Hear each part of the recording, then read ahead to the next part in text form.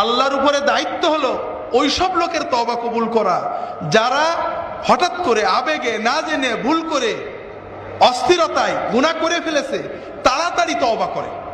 কি করে? তওবা মানে আল্লাহ আর কোনোদিন করবো না, আল্লাহ অন্যায় হয়ে গেছে।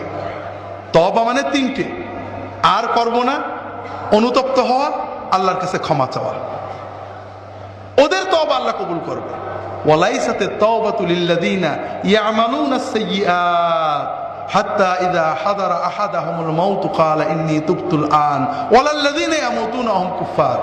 আর যারা পাপ কাজ করতেই থাকে, ঠিক আছে আর একটু সময় যাক, দেরি হোক, বয়স হোক, এইভাবে পাপ করেই যায়, যখন মউত আসে বলে যে আল্লাহ আমি তওবা করছি, ওদের তওবা আল্লাহ নেবেন না।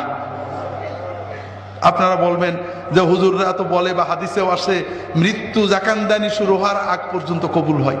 হ্যাঁ, যে সবসময় তওবা করেছে, মরার আগে কিছু হয়েছে, মরার আগ পর্যন্ত আল্লাহ কবুল করবে। আর আমরা যারা বাংলাদেশের মানুষ গুনাহ করে করে জমায় রাখি যে মরার আগে তওবা করব, ওদের ব্যাপারে আল্লাহ বলছেন না, এদের তওবা হচ্ছে না। কাজেই আল্লাহর রাস্তে বলি, গুনাহ জমায় রেখেন না ভাইরা, প্রতিদিন তওবা করবেন, দ্রুত তওবা করবেন, নিয়ত করবেন আল্লাহ আর আমি করব না, চেষ্টা করবেন, আবার যদি কোনো হয়ে যায় আবার তওবা করবেন, গুনাহ জমিয়ে রাখবেন না। আল্লাহ তৌফিক দান করুন, আমিন।